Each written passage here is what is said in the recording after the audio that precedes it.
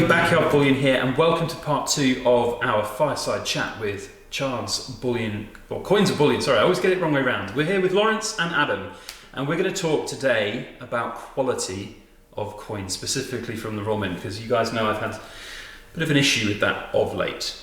So is it just me, or do you guys see quality issues on Royal Mint coins too? We see and hear it all the time. When we get the first batch of any new coin, the first thing we want to do is unpack the first one, have a good look at it, photograph it, and we do high resolution photos, some of the best in the business. And a very high percentage of the time, our photographer is the first to notice quality control problems, and that's just on the first one that we've unpacked. And we might buy 500 proof sovereigns of an issue. Wow. So we take the first one out and it's got a problem. What do we do with the rest of them? Do we open them and have a look at them all? Bearing in mind some people want mint sealed coins. How many can we look at? And we did used to deal direct with the Royal Mint, but we haven't been doing recently. So if our coins have to go back, they do about twice around the world and earn air miles before they get replaced. Oh, is that because you're buying from a supplier? Yeah, we buy from a direct distributor. Okay. For many years it's actually been cheaper and more efficient. Even when we're buying 500 proof sovereigns, we can often get them better and more conveniently and with less hassle from a big distributor than we can direct from the Royal Mint. That's interesting. And it's not just change. Yeah. But and it's not just the quality of the coin, essentially, is it? Because I know that yourself, you've had issues, and we've seen circumstances where the coin's not been in the capsule correctly. Oh yeah, that's one of my biggest bugbears out there. How does a capsule not stay shut? In they're normally packed in quite nice tight presentation boxes with some foam in, and how does the capsule not? The Royal Mint capsules that they used for proof sovereigns, or used to use, were great. They were screw top ones. They were, I remember them. And they were brilliant. We were thinking of getting our own batch of screw tops made at one stage, and a few years ago the Royal Mint decided to go for push fit ones. I'm guessing that the screw top ones cost a bit more, and you've got to maintain your injection moulding tools, which probably take a bit more, because to do a screw top one you've got to moving tools, sure. so it's much more expensive. The push fit ones aren't as good, and I really think the Royal Mint ought to go back to screw tops for its premium product. So it's interesting because I've shared a few photos on social media of the foam inserts that are now coming in these boxes. I made a video moaning about it. I sent a big email off to Anne Jessup, and now we get these little foam inserts with a little piece of card saying this is to protect your coin. Surely it'd be easier to put them in the right capsules. Yeah, I heard about that. Did you? I tend to now be slightly cautious what I say about the Royal Mint and its quality control and being too negative about it. Partly because I think I'm actually persona non grata and probably have been for the last decade. But I think it has to be said, doesn't it, that there is an element of listening occurring from the Royal Mint at the moment, and I think we may see some changes in the near future, or in the. I think so. I think there is an element of conversation, open dialogue, and I really hope that they watch videos like this, like yours, and like some of ours about quality, and hopefully they will make improvements, because overall, as people in the industry, as collectors, as stackers, we all want to continue to buy and to collect these items, but we just want the basics of good quality. And I've always said I don't mind if an odd coin is in a bad condition, maybe one slip through. They can get it right, which is what annoys me more, I think. Yeah, and I think I'd be inclined to agree. We saw a lot of social media around the Gothic portrait, and specifically around hanging out of capsules on that one. I believe you had another one of those that was out of capsule. I've had loads out of capsules, yeah. So from your perspective in that situation then, because you'll have your sovereigns come in, the proof sovereigns, and you say some customers like them mint condition. Some people unopened. insist on having it in the mint seal. If it's in a plastic sealed bag, Yeah. they want it in a plastic sealed bag. Okay. They don't want us to open it first. And yet, Mhm. if there's a problem with the coin, Mhm. like half it's missing, Yes. they're going to complain to us. Yes, that was going to be my question. So how do you manage that customer relationship when? What we probably should ultimately do is ask people whether they want us to do a quick quality control check on the brand new coin before we send it out, or would they prefer it in a mint seal pack where it's available? Might be a good one for the comments, that one actually. Yeah, to find out what our Totally. customer base would actually like, because we would like to know. We would absolutely love to hear the feedback and what Well, people want.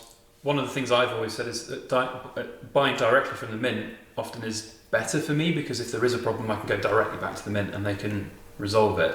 And I'm sure you guys are great with your customers from everything I've understood from what you do, but there is that second person in the chain, isn't there? Which sometimes can be a bit difficult. But we've talked a lot about the proof coins though. What about bullion? Bullion quality is generally not too bad, although it still could be better. Yes. Well, there was one thing that we wanted to talk about in particular, which was milk spotting. This is on silver. Well, there are a lot of milk spotted from mint coins. And we've seen an example today, haven't we, of a well-presented 2 kilogram Britannia in a beautiful Perspex presentation case with a very small milk spot on it. But very noticeable milk spot. That's the problem. It was a small one, but you see it because it's so pristine on the whole rest of the coin. And you can't blame me because I don't have milk in my tea. Well, there you go. It's not spilled out from there. Strangely enough, I think I've only heard the term milk spot or milk spotting in the last few years, and I don't know why. I've never noticed milk spotting from Perth Mint, for example. No. I'm sure it must happen, but I'm guessing their processes are so good that it's not a problem for them. And actually, if we talk about mints worldwide, I think the stuff from Perth Mint is always very reliable, very good quality. We bought a lot of Perth Mint coins over a long time, and we have very, very, very few problems with them. Various sizes as well, because we've had 10 kilogram coins as well from the Perth Mint. And what they're also good at is if you talk to them, you can talk to a person who will listen and they'll get back to you if they don't have the answer, which is good. Very good. Need to get that. And is that from a perspective of a trade customer, or is that just you as a... Well, how do they treat? I mean, is it different? Well, as a trade customer, they're great to deal with. We approached them a dozen or so years back, said we'd like to buy direct from you. We had discussions with them. They looked us up. Their European sales manager or sales rep came to see us. We had a chat. We liked each other. We've been going ever since, and they are delightful to talk to. I can email their European rep on 10 o'clock on a Friday, and I might have a reply at 10 o'clock Saturday morning. He's great. And if he doesn't know, he'll say, I'll talk to somebody at the in Perth. Yeah. And we might get a reply on Monday or Tuesday. And really good to deal with. I can deal with people there. Talking to the Royal Mint gets to be slightly difficult, and you don't always get the impression that you're talking to a person who knows what they're talking about. Okay. And I suppose it just goes to show, doesn't it, that if the Perth Mint can do it, I suppose any of the mints can do it. Yeah, because I've said a number of times, and correct me if you think I'm wrong, but I think the Royal Mint has an opportunity to really put themselves at the front of modern coin production in this world. I think their designs are sublime. Yes, it's like almost anything else. Your weak links and the bits that are wrong are the big problem. It's not all the things you get right, it's the things you get wrong. And it does have to be said they do a lot right, but like you say, it is the things we hear about are the problems. Yeah. And it's human nature to remember the one thing that went wrong instead of the 100 things that went right. So it is interesting. It's like going to stay at a good hotel. You go and stay at a 5-star, very expensive hotel, and if one thing's wrong, you'll remember it. you don't think, oh, everything else was really good. Well, maybe you do. One thing wrong and it annoys you. And we're all individuals, so one person might spot something wrong that doesn't bother anybody else. You've got to get almost error-free and almost perfection before you can... I don't think anybody can ever get 100% perfection all the time, no. But it really could and should be better. Hopefully, a few people have been talking to the women recently about quality control and issues, and we'll get. Well, I mean, I know I have, and I know there are probably other people who have too, and it's good to make it a bit more public. I think there's a lot of stuff out there that we can potentially do. Not the necessarily best people to talk about things like milk spotting. Never seen a milk spot on a piece of poured silver. Who knows? I'm not an expert, Lawrence. It's on some of the processing, stamping out. It's at some point, isn't it? Or cleaning. We've got some interesting blogs and material, haven't we? That Yeah. you will have written in the past on milk spotting and on red spotting, I think. Yeah. Well, not much about milk spotting because it's newish. But red spots on gold coins is something slightly different, and I do know a little bit about that. I like to bring a book with me. I've got a few good metallurgy books. We could be here all day. We could. To Lawrence's Yeah, wonderful absolutely. History, because Lawrence, you've been in the trade for, well, Since the dawn of time, I think, is the actual... Yes. Longer than any other 29-year-old in the business. Indeed. If you could give some advice for any stackers out there, what's your thoughts on this modern world of stacking and coin collecting and coin buying right now? It's great to see so many people interested, and it doesn't really matter why you stack or why you collect, as long as you do stack or collect. I would actually say that I'd like to see more people get interested in older coins rather than modern ones that have just been made last week. So the Henry VII's coin release that's just come out. Great that people are owning those and seeing what a Henry VII's coin would look like. When we heard Henry VII was going to be the first of these royal portraits and British monarch series, we found what we got in stock, and we had a silver groat in there, and we made a mock-up of the projected Royal Mint coins using our groat basis, and it's a profile version. If it was a shilling, it'd be known as a testoon or a teston because it's got a head portrait on, instead of the old medieval sort of monarchical depiction, which a 5-year-old kid could probably do better. But yeah, if people would look back at old coins, that would be good. And even people that collect coins out of the change, that's great. If kids end up with a collection of pennies, one of every date, or one of every design of the 10 pence or 50 pence, and look at the money in our pocket, that's great. That's people looking at real coins. I agree, and so I got started. I remember my grandfather giving me just old coins that he'd had from all around the world on his travels. A few of them were silver, and everything else was just really fascinating. But that's really good to hear, and I would tend to agree with you there. Yeah. In fact, a bunch of foreign coins, great present for kids. Have a look at them. Have a look. What can you say on them? What pictures have you got on? What devices? Whose heads? Have they all got heads on? Have they got shields on? Yeah. What language? What are the words in there? What do the words mean? Find where is it on a map? Find it on a map. Yeah. Great historical reference as well. Incredibly educational. Yeah. Or potentially so. I agree. Brilliant. Well, that's been very enlightening. Thank you very much for your time today. Unless you guys have anything else you want to add for our viewers, anything you wanted to... I think the only thing, if the Royal Mint do watch our video, we did have a very interesting discussion earlier on about coins we'd like to see.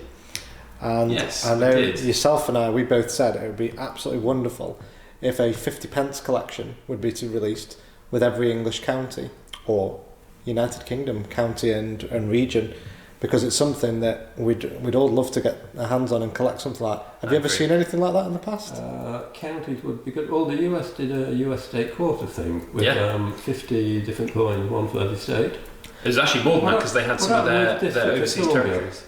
Oh yes, of course, yeah. I think it was 53 or 54 coins total. I remember because I've got the full set of the first ones, and I'm waiting on a few of the seconds because they had 2 issues.